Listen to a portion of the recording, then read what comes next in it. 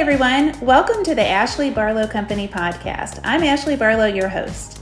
If you are a parent, a teacher, or someone who works at a school, or you're a community member, a volunteer, or a staff member at an organization that supports people with special education plans, a coach, a tutor, or even a grandparent, you're in the right place.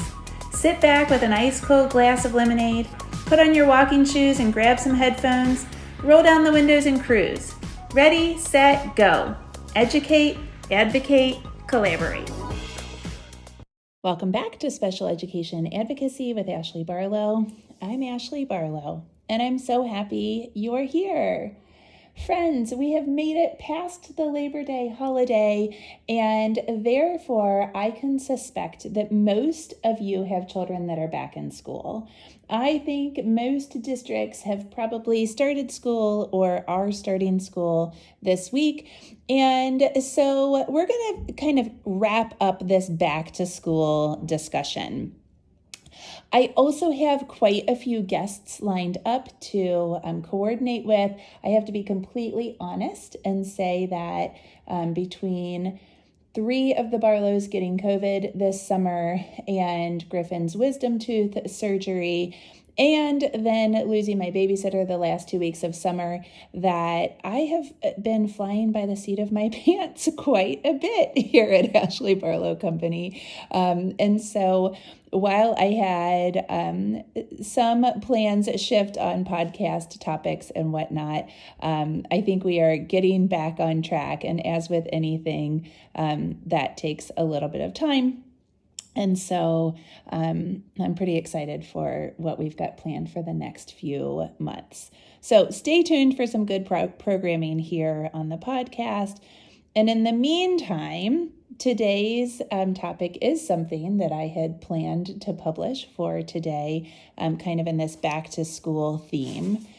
And what we're talking about is behavior. But what I want to really be able to give you is kind of like a 10-minute elevator speech on behavior, because I think what happens so often is that we're in a meeting and we think we're talking about behavior, we think we're talking about something other than behavior. Like we think we're talking about inclusion. You know, the district says, well, we really think that we need to increase special education minutes. Or we might be talking about an intervention, like, well, they just really can't pay attention to their special education instruction. Maybe it's Orton Gillingham for reading, or, you know, whatever it is. And so we get really lost in the weeds on the inclusion discussion, or on the discussion about the particular intervention or the particular teaching strategy. But what we really should be focusing on is behavior. So in other words, the reason that we can't answer the pedagogical topic is because behavior's getting in the way. And so what we really should be addressing is behavior. And so, you know, kind of when your eyes open up to, well, we've got to prepare the child for learning. We've got to condition the child for learning. The child is so dysregulated that learning is not accessible to them, then we can be talking about behavior. And so now my brain is kind of like keyed into this. And when I'm in meetings, oftentimes, you know, people will like really start going down this intervention track or down this inclusion track or placement track or whatever it is. And I'm like, hang on a second. How are we supporting this child behaviorally? How are we preparing this child for this placement, for this classroom, for this for specific activities, for specific interventions, and could that be the problem here? And so what I want to do is I want to be able to give you kind of behavior 101 so that you can be in a meeting and say, you know what, let's back up and talk about behavior. I think that could really be helpful. Okay, so the first thing that I do when I say let's talk about behavior is this. I say, don't forget that when we're talking about behavior, we aren't just talking about problem behaviors. We're talking about what I like to call human behavior. So it might just be like the way that we're wired. It might be the way that we function. It might be what we need in order to be regulated. So we're talking about general regulation, and we could also be talking about executive functioning. So we could be talking about, just some really, really basic strategies and tools that a child needs to have access to in order to do well in school. So we're talking about behavior, and we're in a meeting, and, whether they're saying we want more special education minutes, which really feels like not inclusive, and does in fact feel exclusive, or we're talking about some specific intervention or tool or modification accommodation for the child. At this point in the meeting, you've said, okay, we're talking about behavior. Well, so you say, you know what, let's see if we can talk about behavior, and we remind them of the human behavior thing. And so where I usually start is I usually say, so like the keys to behavior are as follows. First of all, we have to figure out the function of the behavior. So kind of rule number one is that most people do not want to exhibit the behaviors that they're exhibiting. They don't want to be acting in a way with problem behaviors or with this kind of general dysregulation of their human behavior. And so, what we need to do is we need to kind of dehumanize the behavior, and we need to look at the function of it. Why are they behaving this way? Why is the child behaving this way? And so, team, what I've read about behaviors and what I've heard about behaviors is that there are basically 4 really common functions. And those are escape, attention, tangible item, and sensory. And there's this kind of cool 5th thing, which is a mixture of 2 or more of those different functions. And so the escape behavior is when a child is behaving in a certain way in order to avoid a task. And so maybe, math is hard, or maybe an environment is difficult because it's too loud or it's too bright or it's not loud enough or something like that. An attention function it looks like somebody trying to get attention, positive or negative. And so a child is reacting or acting in a certain way in order to gain or avoid the attention of a particular person or group of people.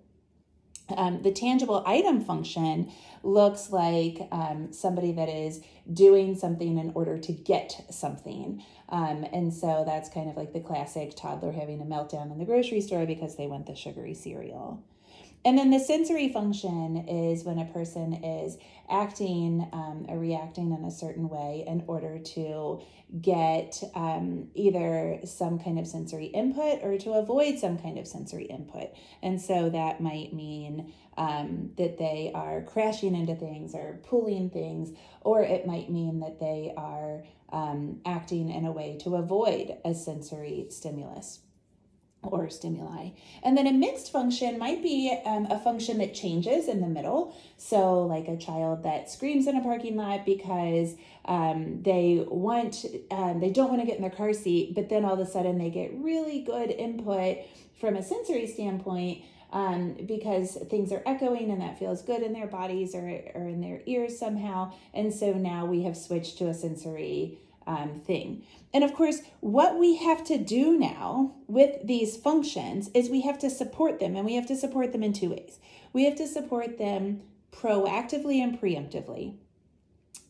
And we also must address them with consistent reactive strategies because we know the behavior is going to happen. And so if we can figure out for the function how to allow the child access to tools and strategies to support that function preemptively and proactively before we start the activity, before we go to the environment, before the thing. If we can preemptively or proactively support the child, we're going to have better luck. We're going to have a better outcome.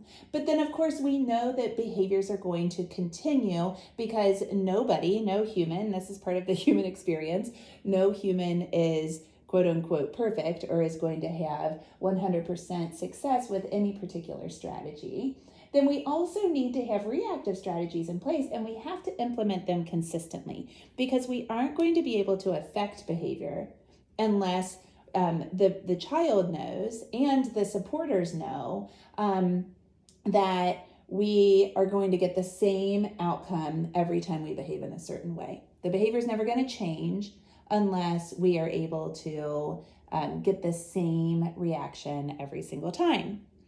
And so what we need is preemptive and proactive strategies, and then also kind of like the other half of the clamshell, if you will, if you kind of scoop up preemptive and proactive strategies with the bottom of one hand, and then we cap it off with consistent reactive strategies, then we're going to completely encompass the behavior and we're going to address it.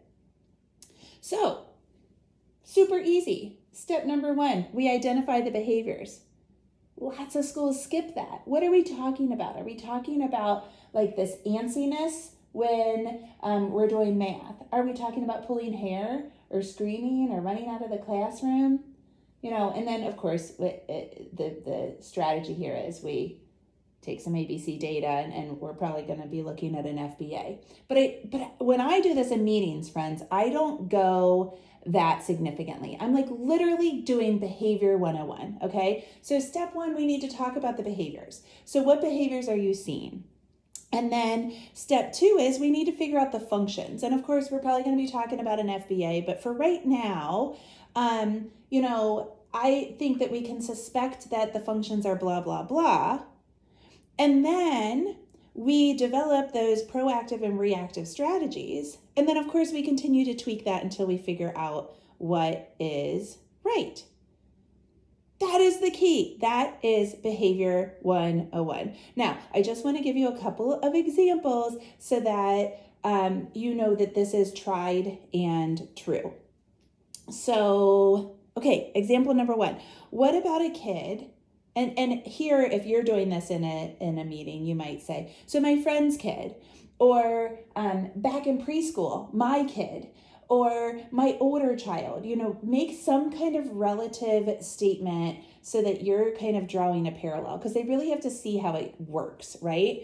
And so I'll give you 2 examples for Jack that I oftentimes use. So Jack has big, bold outbursts. And so, at school, they might look like dancing on the table, refusing to leave for lunch, basically captivating people's attention. And the focus there, the function for Jack is attention. He craves attention in any way, shape, or form, positive or negative attention. And what it looks like at home is if, he says he doesn't want to eat with us, that's fine because of Ritalin. But he then will throw stuff at us at the kitchen table. And it's like, dude, you just decided to eat by yourself. And so you could have eaten with us and gotten our attention, but no, you're going to stay in the TV room and watch a show or play with toys or read a book or whatever. So stop throwing shit at us, right? But what he's trying to do is he's trying to get our attention because now we're eating and his body doesn't like that. So now we've identified, so I've told you what it looks like at home and I've told you what it looks like at school. Let's just focus on school for a second. What works is if you give him proactive, big, intense attention. Not just like, hey, how was your day? Blah, blah, blah. And with Jack, that's tricky because he has social anxiety. So if you ask him unscripted things right now with social anxiety, it makes it worse. And so I'd have to explain that, right? And so maybe something, but he likes these intense attention things, and they can be negative. It can be non-preferred things. So we capitalize on it. Jack does really, really well with one-on-one hard schoolwork.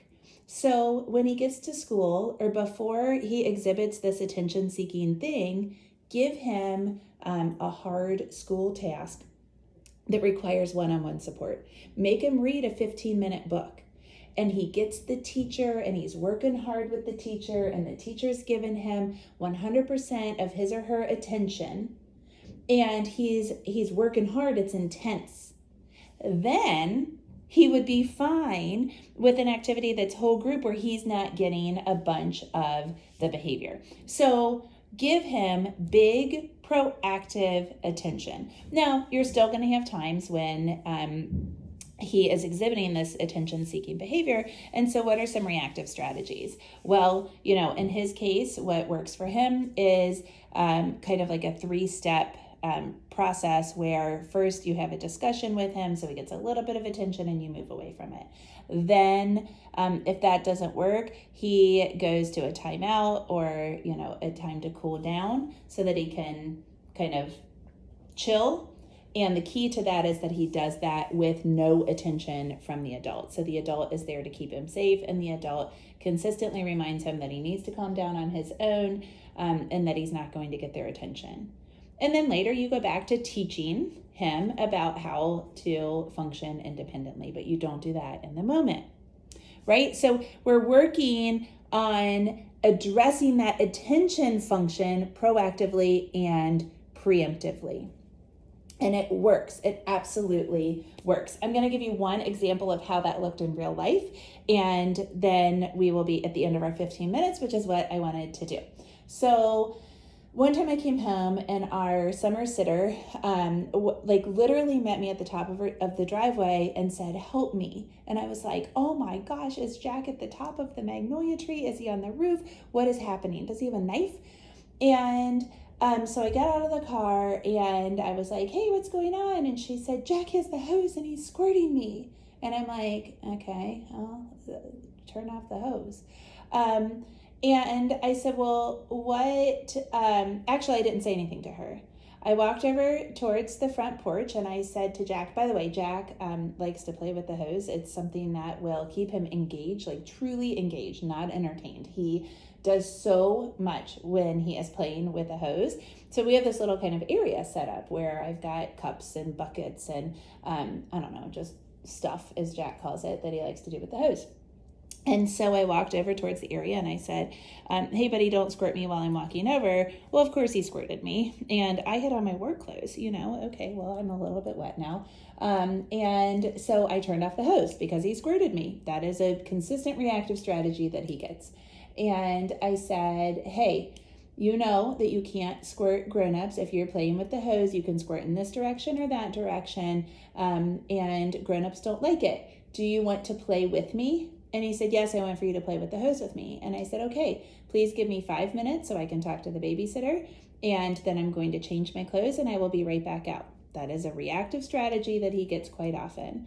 And he said, "Okay." And I said, "If I turn the hose back on and you squirt, then you lose it for good and we're moving on to something else." He said, "Okay."